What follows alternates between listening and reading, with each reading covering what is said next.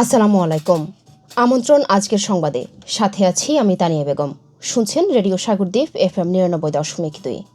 আজ শনিবার 13 ডিসেম্বর 2025 খ্রিস্টাব্দ, 28 অগ্রহায়ণ 1432 বঙ্গাব্দ, 21 জমাদে উসানি 1447 হিজরি।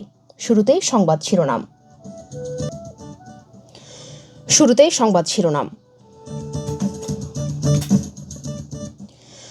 6 শ্রেণীর জমি বিক্রি সম্পূর্ণ নিষিদ্ধ, ধরা পড়লে শাস্তি, জানিয়েছে ভূমি সেবা কার্যক্রম। 2026 সালের SSC পরীক্ষা নিয়ে নতুন নির্দেশনা দিয়েছে মাধ্যমিক ও উচ্চ মাধ্যমিক শিক্ষা বোর্ড।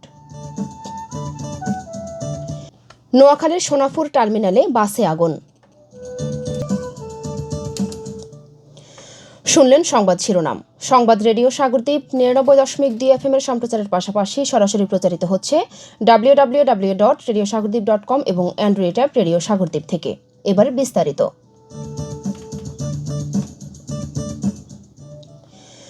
ভূমি সেবা এখন চলে এসেছে ডিজিটাল প্ল্যাটফর্মে। এদিকে সাধারণ ভূমি মালিকদের জন্য বাড়ছে স্বচ্ছতা ও সহজতা, অন্যদিকে ঝুঁকিপূর্ণ শ্রেণীর জমির মালিকদের জন্য জারি হয়েছে কঠোর নিষেধাজ্ঞা। ডিজিটাল ভূমি সেবার আওতায় বর্তমানে 6 শ্রেণীর জমি বিক্রি সম্পূর্ণভাবে নিষিদ্ধ ঘোষণা করা হয়েছে। এ নিয়ম লঙ্ঘন করলে শাস্তির বিধান রয়েছে। সংশ্লিষ্ট ব্যক্তির বিরুদ্ধে আইনানুগ ব্যবস্থা গ্রহণ করা হবে।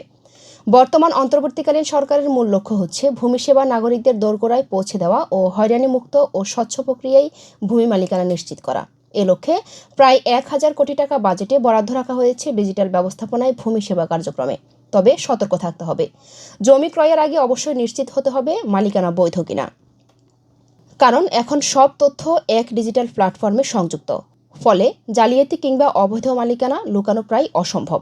সতর্ক না হলে প্রতারণার শিকার হওয়ার আশঙ্কা থেকে যায়। নিষিদ্ধ ঘোষিত এই 6 শ্রেণীর জমি বিক্রি করা যাবে না।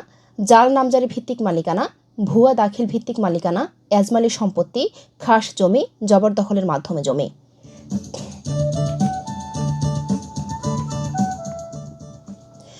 2026 সালের SSC ও সমমান পরীক্ষার সিলেবাস নিয়ে নতুন নির্দেশনা দেওয়া হয়েছে। অনিয়মিত মানোন্নয়নে 2026 খ্রিস্টাব্দের শিক্ষার্থীদের 2025 খ্রিস্টাব্দের পুনর্বিন্যাসকৃত সিলেবাস অনুযায়ী নেওয়া হবে। সব শিক্ষা বোর্ড এবং সংশ্লিষ্ট সবাইকে এ বিষয়ে প্রয়োজনীয় ব্যবস্থা গ্রহণের জন্য বলা হয়েছে।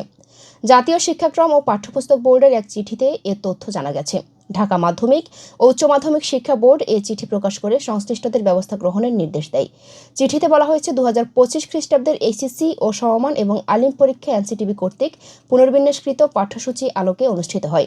যেসব পরীক্ষার্থী 2026 খ্রিস্টাব্দের SSC ও সমমান এবং আলিম পরীক্ষায় অনিয়মিত মানোন্নয়ন হিসেবে অংশগ্রহণ করবে, তাদের পরীক্ষা 2025 খ্রিস্টাব্দের SSC ও সমমান এবং আলিম পরীক্ষার জন্য ইতিপূর্বে NCTB পাঠানো পুনর্বিন্যাসকৃত পাঠ্যসূচির আলোকে অনুষ্ঠিত হবে।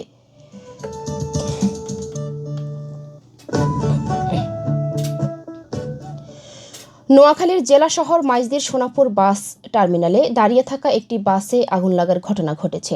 গতকাল রাত 10টার দিকে সোনাপুর বাস টার্মিনালে এই ঘটনা ঘটে। আগুনে বাসটির ভেতরের কয়েকটি আসন পুড়ে গেছে। পুলিশ ও স্থানীয় সূত্র জানায়, সোনাপুর বাস টার্মিনালের উত্তর পাশের সড়কের পাশে সুবর্ণ সুপার দ্রুতযান সার্ভিস পরিবহনের একটি বাস দাঁড় করানো ছিল। গতকাল সন্ধ্যায় বাসটি সেখানে রেখে দরজা জানালা বন্ধ করে চালক ও তার সহকারী বাইরে চলে যান। পরে রাত 10টার দিকে সড়কে দিয়ে যাওয়ার সময় CNG চালিত অটোরিকশার যাত্রীরা বাসের ভেতরে আগুন জ্বলতে দেখে। বিষয়টি জানালে স্থানীয় লোকজন দ্রুত এগিয়ে এসে পানি দিয়ে আগুন নিয়ন্ত্রণে আনেন। এতে বাসটির 4 থেকে 5টি আসন পড়ে যায়। স্থানীয়দের প্রাথমিক ধারণা, সিগারেট বা মশার কয়েল থেকে আগুনের সূত্রপাত হতে পারে।